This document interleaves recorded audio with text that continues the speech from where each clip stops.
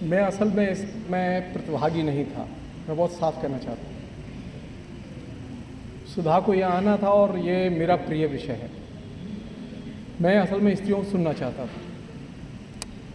मेरे जीवन में स्त्री साहित्य पर, स्त्री आलोचना पर एक पहली और आखिरी सेमिनार है। नहीं, उसका रीजन है, मैं अपनी सीमा में जानता हूँ।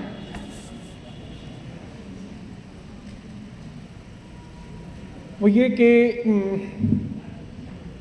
एक दो बातें मैं अपने एक्सपीरियंस ही कहूँगा पहले, फिर जो यहाँ बहुत सारे प्रश्न आ रहे हैं। मैं दिन भर सुन रहा था, मुझे बहुत अच्छा लग रहा और बहुत प्रोवोकेटिव भी था वो, और वो शिक्षाप्रद भी था। और ये जितने भी लोग बोली हैं वो बहुत ही सीखने वाली बातें इनमें हैं। 92-93 की बात है ये। मैं लेक्चरर था, तो मैंने ये तय किया कि मैं स्त्री साहित्य पर काम करूँगा, लेकिन मैं जानता नहीं था। तो मेरे लिए तो जैसे आप लोगों के लिए होता है कि कोई समस्या होती तो अपने शिक्षक के पास दौड़ के जाते हो, तो मैंने अपने पहले जो शिक्षक थे उनसे मैंने संपर्क किया ढक्कन नंबर से कि सर मुझे बात करनी है आपसे। मैंने अपने लिए 8 लोगों की एक लिस्ट बनाई। उसमें 4 पुरुष और 4 उस समय धीरे धीरे जो स्थापित हो रही थी वो प्रसिद्ध लेखिकाएं। और ये जानने के लिए मैंने इंटरव्यू किए कि वे स्त्री साहित्य के बारे में क्या जानते हैं, स्त्रियों के नाम जानते हैं कि नहीं जानते हैं, स्त्रियां कैसे लिखती हैं, मैं नहीं जानता था।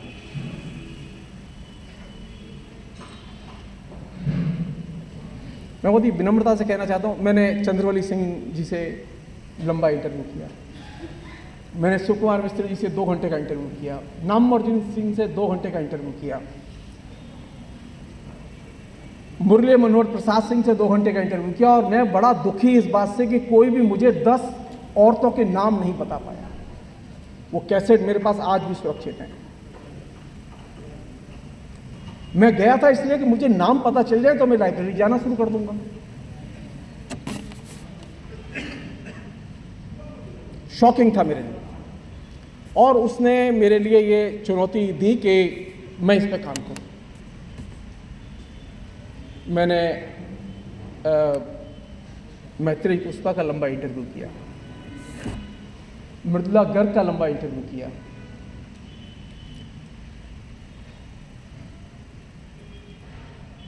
और 2 लोगों का इंटरव्यू किया। मैं बोल नहीं रहा हूं अभी आपसे, मेरे पास कैसेट हैं आज भी सुरक्षित।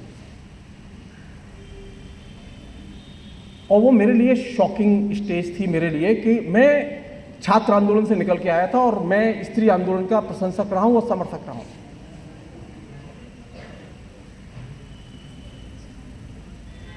और जब मैंने काम शुरू किया तो मैं नेशनल लाइब्रेरी में बिना ये सोच के घुस गया कि जो भी स्त्री मिलेगी मैं उसे पढ़ता जाऊंगा।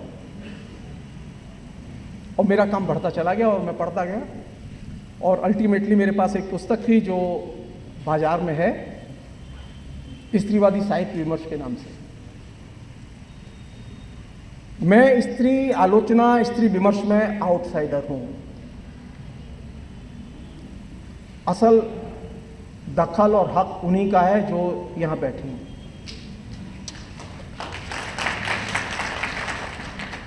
मैं इनसे अच्छा जानता हूं, लेकिन मैं इनकी जैसी अनुभूति मेरे पास नहीं है। स्त्री साहित्य की, स्त्री आलोचना की पहली शर्त है स्त्री अनुभूति का होना।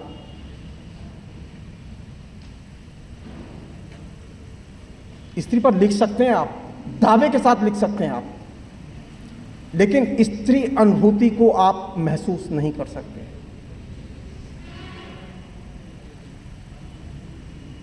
स्त्री और पुरुष का संसार अनेक चीजों में एक जैसा दिखता है, लेकिन वो एक जैसा होता नहीं है। जानते हैं स्त्री की सबसे खूबसूरत चीज क्या है? यह नहीं कि ये बहुत सुंदर है। स्त्री की सबसे खूबसूरत चीज है कि स्त्री जब भी आपके सामने दाखिल होती है, विषय के तौर पर, लेखिका के तौर पर, मंच पर जब भी दाखिल होती है, वो चीजें जैसी हैं उन्हें वैसी नहीं रहने देती, वो डिसरप्ट करती है। वो यथास्थिति को अस्त व्यस्त करती है और यही उसकी ताकत है। हम इसे समझने की कोशिश ही नहीं करते कि ये औरत करती क्या है। हमको लगता है वो खाना बनाती है, बच्चे पैदा करती है, वो सेक्स करती है, वो कपड़े पहनती है, वो सस्ती है, वो आंदोलन करती है। ये सब बाह्य क्रियाएं हैं। इसलिए जब आप स्त्री आलोचना में दाखिल होंगे और स्त्री साहित्य पर दाखिल होंगे तो ये एकदम रपटन भरी सड़क है। आप जितनी बार खड़े होंगे उतनी बार रपट के गिरेंगे। आप सतर्क खड़े हो ही नहीं सकते। और ये ताकत किसकी है जो आपको बार बार रपटने के लिए मजबूर करती है? स्त्री।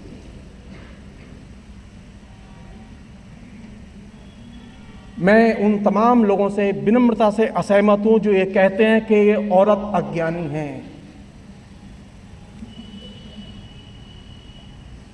मैंने अपनी किताब में भी लिखा था, वेदों की ऋचाएं औरतें लिखें तब भी ये अज्ञानी। कमाल। बृहस्पति की पत्नी हो तब भी ये अज्ञानी, कालिदास की पत्नी हो तब भी अज्ञानी, और तुलसी की पत्नी हो तब भी अज्ञानी। और ये सारी औरतें शिक्षित थी। नहीं, जब हम स्त्री आलोचना पर बात करें तो यह चीज ध्यान रखें कि यह बहुत बुनियादी प्रश्न है कि स्त्री का दर्शन क्या है। क्योंकि बौद्ध दर्शन के पास में, बौद्ध धर्म के पास में एक दार्शनिक परंपरा है, इस्लाम के पास में एक दार्शनिक परंपरा है, हिंदू धर्म के पास में भी एक दार्शनिक परंपरा है। लेकिन स्त्रियों की दार्शनिक परंपरा कौन सी है?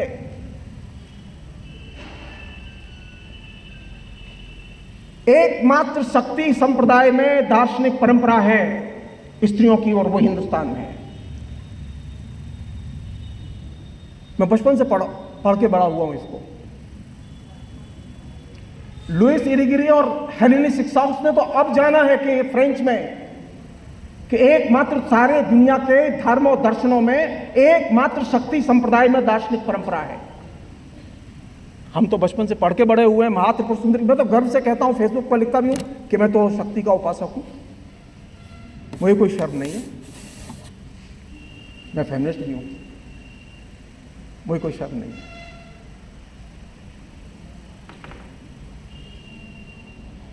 मैंने पिछले दिनों नवरात्रि में मथुरा में था तो मैंने जानबूझ के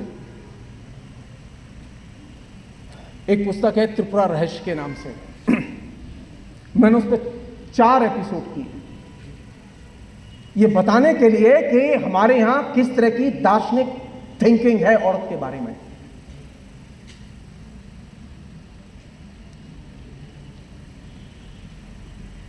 मैं बहुत साफ कहना चाहता हूं कि हिंदुस्तान की स्त्रियां और हिंदुस्तान के स्त्रियों की परंपरा विचारवान स्त्रियों की परंपरा रही है।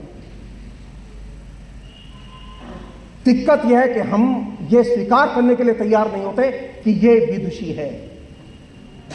होंगी प्रोफेसर, विद्वान तो मैं हूं, ये तो हकलाती हैं बोलते हुए। 2006 में आके नामवर जी ने पहली बार किसी स्त्री पर लिखा और बोला। सारी उम्र गुजर गई उनकी,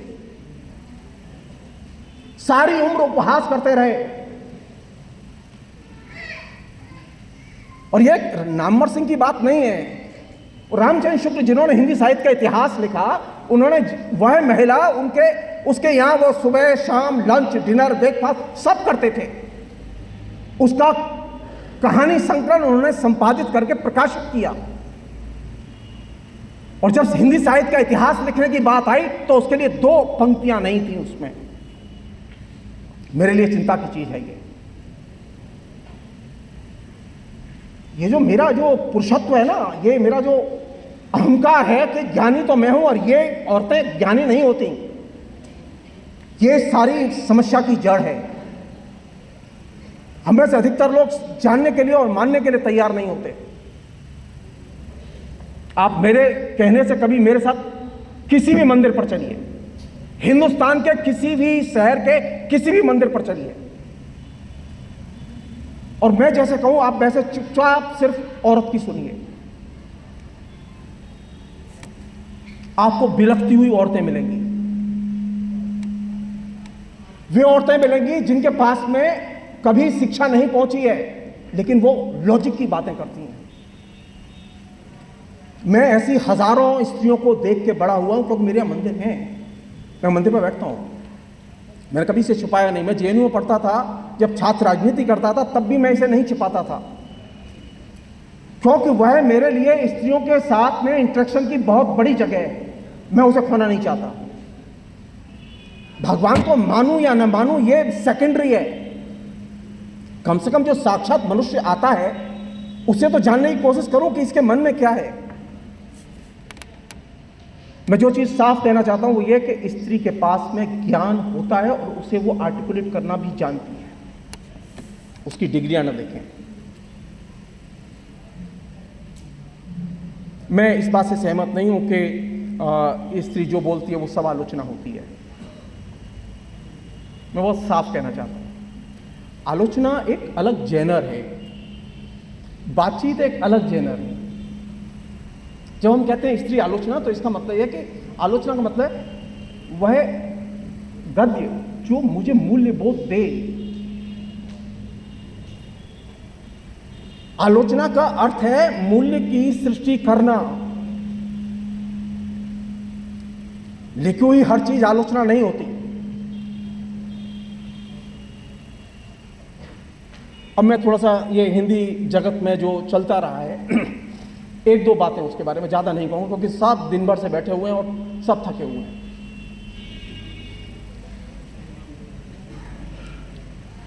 उद्घाटन सत्र में अध्यक्षा महोदय ने एक बड़ी मार्के की बात कही थी।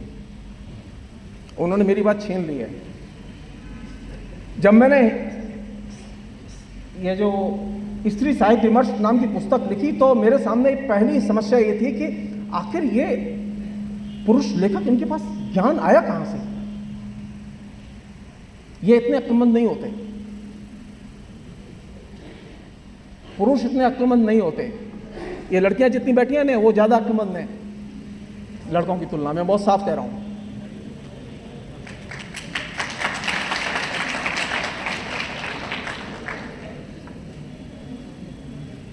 मेरी बात पर अगर विश्वास ना हो तो आप एक छोटी सी बात से मैं समझाना चाहता हूं, इसे ताकत बताना चाहता हूं लड़की की। अगर कोई लड़की किसी लड़के से कह दे कि आई लव यू, जानते हो उस लड़के को 6 महीने तक नींद नहीं आएगी।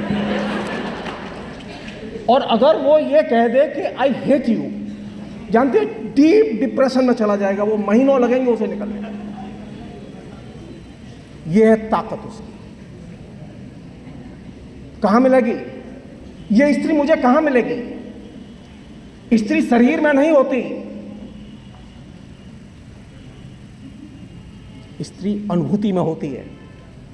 दिक्कत यह हुई है कि हमने उसे हाड़ मांस का पुतला बना दिया, जो श्रृंगार साहित्य और श्रृंगार रस पर जो 18 वर्ष की परंपरा रची गई और लिखी गई, जो हमारी नसों में बैठी हुई है, उसने एक आर्टिफिशियल कृत्रिम स्त्री हमारे जहन में उतारी और एक आर्टिफिशियल इमेज उसकी उतारी। असली स्त्री तो हमने देखी ही नहीं। असली स्त्री जब देख लेंगे ना आप, तो आप किताब की औरत भूल जाएंगे।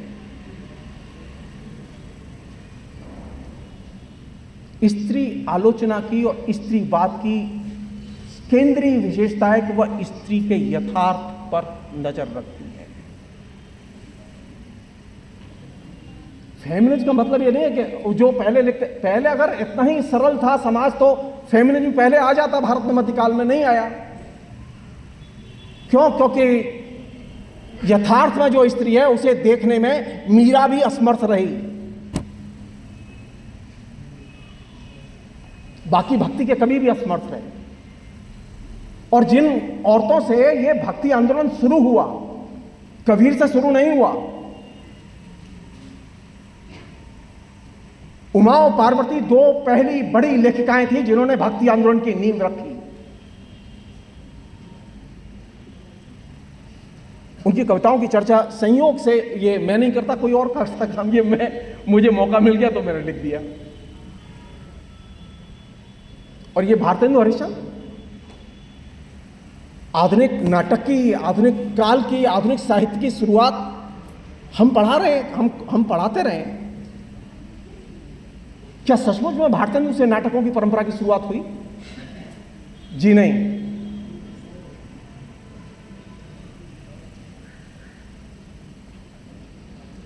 राजस्थान में 19वीं शताब्दी में भारतेंदु के जन्म के पहले राजस्थान की रानियां नाटक लिखती थीं, जिसे हम लोग स्त्री रंगमंच के नाम से जानते हैं। उसमें अभिनय स्त्री करती थी, स्क्रिप्ट स्त्री लिखती थी, सारे काम स्त्री करती थी, ऑडियंस भी स्त्री होती थी। सिर्फ एक पुरुष के नाम पर राजा ऑडियंस होता था उसमें। और ये एक कंप्लीट रंगमंच था जो कि राजस्थान में प्रचलन में था। इसकी स्क्रिप्ट अभी भी होंगी कहीं किसी राजा की अलमारी में।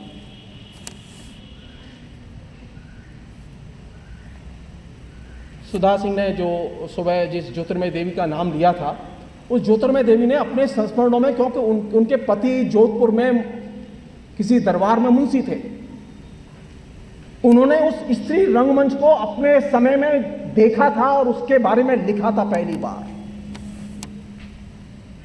और जिस समय का वो वर्णन करती हैं, वो समय भारतेंदु के उद्भव और विकास के पहले का समय।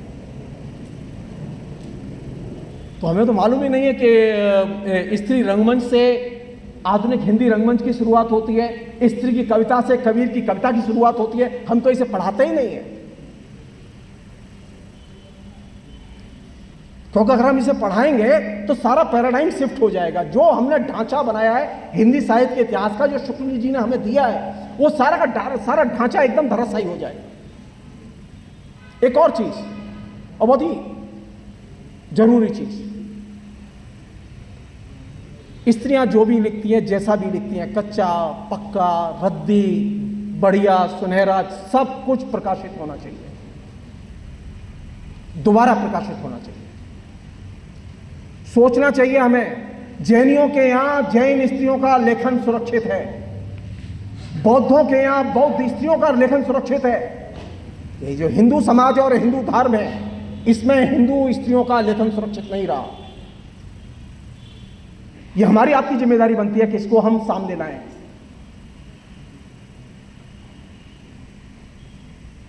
कहां गई वो औरतें? कहां गया उनका लेखन?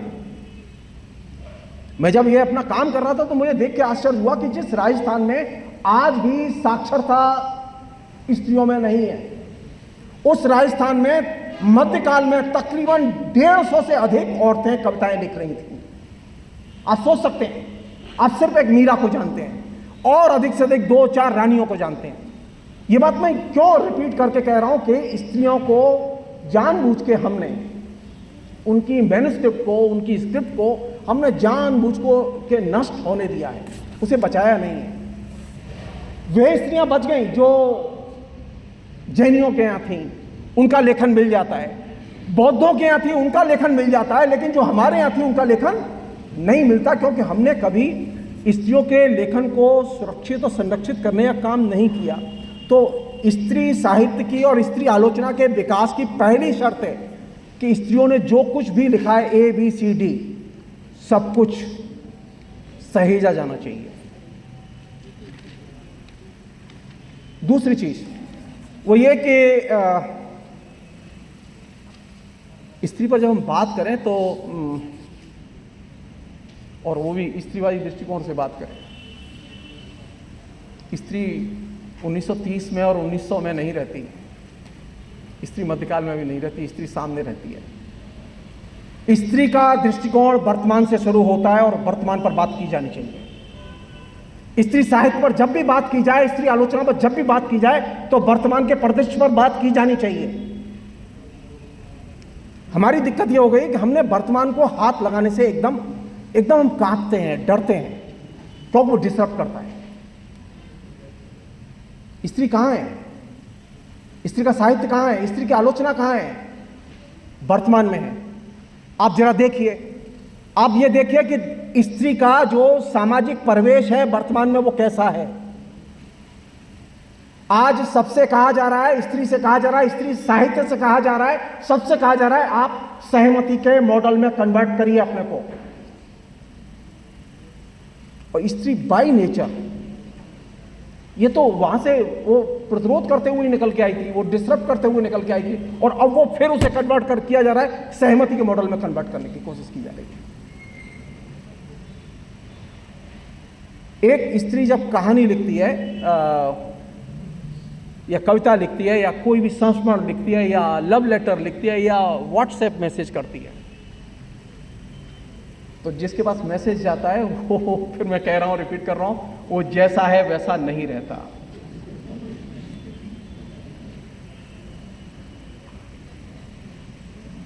स्त्री को अगर हम स्पेस देंगे, स्त्री की बात सुनेंगे, तो स्त्री यथार्थ को बदलने में हमारी मदद करेगी। अब एक अपनी समस्या, जो हम एकेडमिक्स के लोग हैं, मैंने जब एक काम शुरू किया तो मेरा बड़ा उपहास कर रहे थे मेरे दोस्त जो मेरे डिपार्टमेंट में हुआ करते थे, ये कोई क्या, ये स्त्री लेखन, क्या स्त्री आलोचना, ये क्या चीज है, ये क्या आप और रोज खिल्ली उड़ाई जाती थी। स्त्री पर लिखना या वो दलित पर भी लेखन हो सकता है। ऐसा नहीं है कि पहली बार दलित लिख रहे हैं। नामवर सिंह जैसे लोग अच्छी तरह से जानते हैं और दूसरे लोग अच्छी तरह से जानते हैं कि दलित पहले भी लिखते रहे हैं।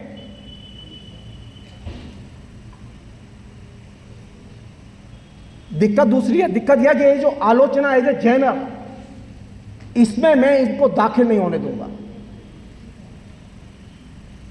ये मेरी जगह है। फिलॉसफी एज ए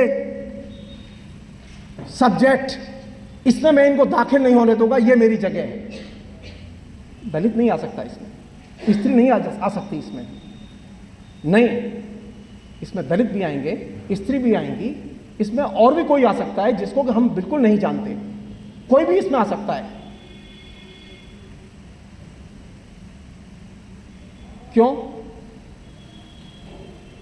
स्त्री कहां मिलेगी मुझे, कैसे मिलेगी मुझे? पर्दे में मिलेगी? नहीं। स्त्री के उद्घाटन के लिए, स्त्री को अर्जित करने के लिए और स्त्री को स्वयं अपना स्पेस अर्जित करने के लिए डेमोक्रेसी चाहिए। पहले जो सत्रों में जो चर्चा हो रही थी, उद्घाटन सत्र, सेकंड सत्र में, उसमें जो चीज थी जिस पर कि आपका मैं ध्यान, जो कहा गया है मैं उस पर ध्यान नहीं खींच रहा हूं आपका, क्योंकि जो लोग बोले बहुत ही शानदार ढंग से बोले।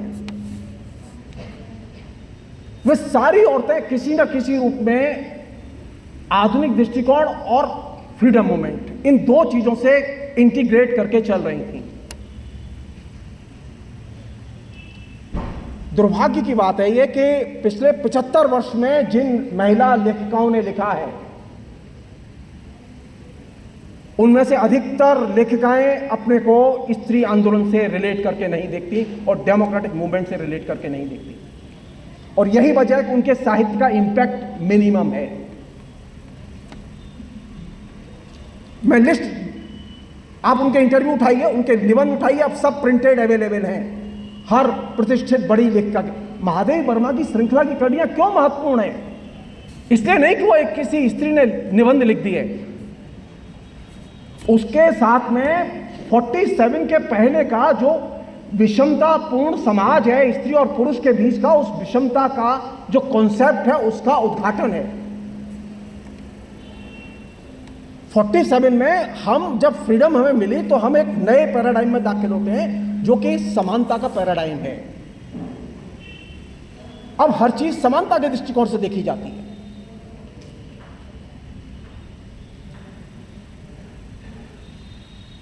एक अन्य चीज जो कि स्त्रियों को पढ़ते समय जो वो लिख रही हैं, ये जो सुबह जो बोल रही थी, इनकी क्या चीज अच्छी थी? नैरेटिव, वो तो ठीक है, सही कॉन्सेप्ट में सोचना,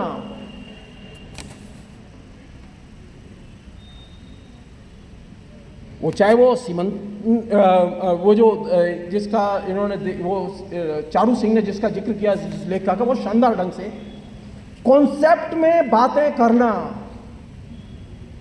हमने तो अभी ये डेवलप ही नहीं किया है, हमारे पास में तो ये क्षमता ही विकसित नहीं हुई कि हम अवधारणाओं में सोचें और अवधारणाओं में बोले।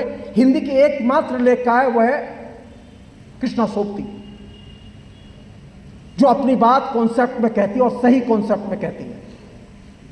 बाकी किसी भी लेखिका के पास में कोई कॉन्सेप्ट नहीं है, उसे बस बोलना है, उसे बताना है, अपनी फीलिंग एक्सप्रेस करनी है, और वो अपनी फीलिंग्स को एक्सप्रेस करने के लिए जो गद्य लिखना है वो गद्य लिखेगी, पद्य लिखना है पद्य लिखेगी। वो कॉन्सेप्ट में नहीं सोचती। एकमात्र सुसंगत ढंग से अवधारणाओं में सोचने वाली एकमात्र बड़ी लेखिका है वो। और आखिरी चीज और महत्वपूर्ण चीज, जिन लेखिकाओं का जिक्र ये कर चुके हैं फ्रीडम मूवमेंट के संदर्भ में, और लेखिकाएं तो आप भी हैं, हम भी हैं, सब हैं लेखक। तो सवाल यह फर्क क्या है? क्या माधवी वर्मा की परंपरा में आ जाएंगे? नहीं आएंगे। महादेवी वर्मा की और कृष्णा सोप्ती की परंपरा में आने के लिए लेखक नहीं, लेखक नागरिक का कॉन्सेप्ट होना चाहिए। तो हम नागरिक का बोध तो पैदा ही नहीं करना चाहता हमारा लेखक और लेख का, तो वो एंजॉय कैसे करेगा? वो सेल्फ को, अपने को अर्जित कैसे करेगा? अपने को अर्जित करना, अपने को व्यक्त करना, और जो धुरी है उसकी, जिसे बड़े अच्छे से कहती हैं ये लड़कियां आपस में, कोई बात पूछो तो इनसे, मेरा मन है जब तक बैठूंगी, मेरा मन है जब चली जाऊंगी। कहां से संचालित हो रही है औरत? कौन सी चीज है इसकी ड्राइविंग फोर्स? नवजागरण ने कौन सी चीज मुझे दी जो कि मैं व्यक्त करूं? वो है मेरी इच्छा, स्व की पहचान और स्व को व्यक्त करने की इच्छा। मेरी जो इच्छा होगी वो मैं करूंगी। ये जो फीलिंग है, ये फीलिंग बहुत ही ताकतवर फीलिंग है। संयोग देखिए कि अब एक संदर्भ बदल गया है। ये जितनी भी बातें हुई वो बातें थी प्रिंट टेक्नोलॉजी के संदर्भ की, और अब नया संदर्भ क्या है? ये कंप्यूटर का और इंटरनेट का संदर्भ। आज की डेट में जो भी स्त्री विमर्श होगा, वो स्त्री विमर्श प्रिंट टेक्नोलॉजी के संदर्भ में जो धारणाएं बनाई गई थी उससे आगे का विमर्श होगा। वहां जाके आप कोई निष्कर्ष नहीं निकाल सकते। वहां लिंग थे, वहां स्त्रीलिंग था, पुल्लिंग था, ये चीजें थी, लेकिन अब इंटरनेट का कोई लिंग नहीं होता। इंटरनेट के कम्युनिकेशन में सबसे बड़ी ट्रेजेडी जो घट रही है, जिस पर कि हमारे अधिकतर लेखक ध्यान नहीं दे रहे अभी। आज पहले ये था कि अगर एक लड़की कहीं छोटे शहरों की बता रहा हूँ, महानगरों में थोड़ा सा कम था, किसी लड़के से बात करती पता चल जाए घर में किसी को कि वो लड़के से बात कर रही, तो घर में बड़ी ठुकाई होती थी लड़की की। आज स्थिति है कि हर लड़की के पास मोबाइल, और मोबाइल में 10-20 लड़कों के नंबर हैं। और जब वो नक्शे के साथ में उसके क्लासमेट फोन करते हैं, वो घर में ही लोगों के सामने बात करती है नक्शे के साथ। ये जो बाउंड्री थी उसकी, जहां ये लड़का अनटचेबल था, उससे बात करना भी मुश्किल था उसके लिए, ये बाउंड्री कोलैप्स कर चुकी है। आज आपके सारे कॉन्सेप्ट, सारे विमर्श यहां से तय होंगे कि इंटरनेट का संदर्भ क्या है और कंप्यूटर का संदर्भ क्या है। प्रिंट टेक्नोलॉजी से तय नहीं होंगे। और इसमें आपकी सोशल साइंस की, ह्यूमैनिटीज की, लिटरेचर की सभी धारणाओं को प्रभावित किया है और रूपांतरित किया है। तो मुझे क्या चाहिए? मुझे एक चीज चाहिए, मुझे एक ऐसा परिवेश चाहिए जिस परिवेश में ये लड़की बिना किसी बाधा के अपने घर से निकल के स्कूल, कॉलेज, यूनिवर्सिटी, कैफेटेरिया जा सके। मेरी मुसीबत जानते हैं क्या है? मैं इलाहाबाद पहली बार आया हूं, तो मुझे इलाहाबाद की नहीं मालूम। जहां मैं गया हूं मैंने देखा है 75 वर्ष हो गए डेमोक्रेसी को डेवलप हुए। अभी महानगरों में स्त्रियों के लिए स्वतंत्र कैफेटेरिया नहीं बना पाए, जहां लड़कियां जाएं और ठाके मार के हंसें और जो इच्छा हो बोलें और करें। स्वतंत्र स्पेस नहीं है लड़कियों के लिए अभी भी। यह दिक्कत है, अभी हमें बहुत चलना है। मुझे लड़कियों के लिए स्वतंत्र स्पेस चाहिए, जहां लड़कियां अपने मन से जो इच्छा हो कर सकें, जैसे इच्छा हो खा सकें, बोल सकें, बैठ सकें, और वहां लड़के ना हो। मैं खास तौर पर कह रहा हूं ये बात, वो स्पेस अभी बना नहीं है। तो आप विकसित का धीरे धीरे प्रोसेस में है। कौन सी चीज मुझसे छूटनी नहीं चाहिए? डेमोक्रेसी। मैं रिपीट कर रहा हूं, डेमोक्रेसी आपसे छूटनी नहीं चाहिए। और ये जो मॉडर्न लड़की दिखाई दे रही है, ये मॉडर्न लड़की इसलिए नहीं दिखाई दे रही कि पहले के लोग बड़े विचारवान थे। ये लड़की इसलिए यहां दिखाई दे रही है, औरतें इसलिए दिखाई दे रही है क्योंकि सेकुलराइजेशन की परंपरा ने इनको यहां लाके खड़ा किया है। हमने समाज में धर्मनिरपेक्षता पर तो हमले होंगे, धर्मनिरपेक्षीकरण पर हमले होंगे, तो आप इस स्त्री को बचा पाएंगे? नहीं बचा पाएंगे। मुझे ये स्त्री चाहिए, लेकिन ये स्त्री बचेगी तब, ये अपना विकास तब करेगी जब मैं धर्मनिरपेक्ष परंपराओं की रक्षा करूं, धर्मनिरपेक्षता के कॉन्सेप्ट की रक्षा करूं। बिना इसके ये स्त्री नहीं बचेगी। ये स्त्री कोई जैसे दान पुण्य में मुझे नहीं मिली है, ये बहुत कष्ट से, बहुत पीड़ाओं से गुजरी है और अभी भी इसके पास पीड़ाएं अनंत हैं। तो स्त्री के साथ जुड़ने के लिए, स्त्री साहित्य में जुड़ने के लिए बुनियादी शर्त है स्त्री के प्रति कमिटमेंट, अनकंडीशनल कमिटमेंट। और हम जितना इस कमिटमेंट से जुड़ेंगे उतना ही हम स्त्री आंदोलन को पसंद करेंगे। और स्त्री आंदोलन से मेरा तात्पर्य है डेमोक्रेटिक स्त्री आंदोलन। स्त्री आंदोलन तो वह भी है जो कथा, प्रवचन और धार्मिक कर्मकांडों के जरिए हो रहा है और जिसके जरिए स्त्री मोबिलाइज की जा रही है, और वो पुनः अपनी चौहद्दी में खदेड़ कर डाली जाएगी। मेरी चिंता यह है कि बड़ी मुश्किल से वो चौहद्दी के बाहर इस स्त्री को निकाल के बाहर किया गया है। ये सेकुलराइजेशन के लिए एक अलग स्पेस स्त्री का तैयार किया गया इस पूरे फ्रीडम मूवमेंट से लेके आज तक की लड़ाई में, कि ये स्त्री किस बहाने इकट्ठी हो, ये क्लास के बहाने इकट्ठी हो, सेमिनार के बहाने। अब हो क्या रहा है, आपने कभी ध्यान दिया हो तो मुरारी बाबू की कहानी कथा होती है तो उसमें 80-80, 60-60, 70-70 हजार पूरा स्टेडियम भरा रहता है औरतों से। मैं कलकत्ता ही बता रहा हूं, मैं कलकत्ता रहा हूं 30 साल। कम्युनिस्ट पार्टी की रैली में आपको 1 लाख औरतें नहीं मिलेंगी। मुरारी बापू की कहानी में और कथा में आपको 80,000, 90,000 स्टेडियम में। जब लेफ्ट फ्रंट की सरकार रहते हुए, लेफ्ट फ्रंट के मोर्चे वहां मजबूत रहते हुए 7-7 बार तक सरकार बनने के बावजूद अगर आपकी रैली में 1 लाख औरतें नहीं आती और मुरारी बापू की साधारण सी कथा में अगर 80,000 और 90,000 औरतें आती हैं, इसका मतलब आपको काम बहुत करना है। तो स्त्री का स्पेस, डेमोक्रेटिक स्पेस और सेकुलर स्पेस बेहद जरूरी है। बिना इसके आप मॉडर्न स्त्री नहीं बना सकते। मॉडर्न स्त्री के लिए डिग्री, एजुकेशन ये चाहिए, लेकिन इसके लिए एक स्पेस और प्रवेश चाहिए। और वो प्रवेश आपको इन 2 चीज़ों से ही मिलेगा, जिसका कि फ्रीडम मूवमेंट की औरतों ने जिक्र किया है, बाद की औरतों ने जिक्र किया है, खासतौर पर जो जिनका मैं नाम ले रहा हूँ, कृष्णा सोपती का खासतौर पर, क्योंकि उसका शताब्दी वर्ष है ये। जब मैं स्त्री के प्रति कमिटमेंट होगा मेरा, तो मैं क्या करूंगा, अदर्स से मेरा प्यार हो, अन्य के प्रति मेरे अंदर प्रेम की भावना हो। अन्य कोई भी हो सकता है, वो मुसलमान भी हो सकता है, वो ईसाई भी हो सकता है, वो चमार भी हो सकता है, वो हरिजन भी हो सकता है, वो ब्राह्मण भी हो, कोई भी हो सकता है। वो अदर्स के प्रति प्रेम बुनियादी शर्त है उसकी। और अब कहा यह जा रहा है तुम सिर्फ अपने से प्यार करो। मुझे ऐसी एजुकेशन नहीं चाहिए जो कि सिर्फ अपने से प्यार करना सिखाए। मुझे ऐसी एजुकेशन चाहिए जो अदर्स से, और ऐसा साहित्य चाहिए जो अदर्स के बारे में सोचने के लिए, प्यार करने के लिए उद्बुद्ध करे। और यही स्त्री साहित्य की ताकत रही है। स्त्री साहित्य ने जो मैसेज दिया है वो यही है। फिलहाल इतना ही, बहुत बहुत शुक्रिया, थैंक यू।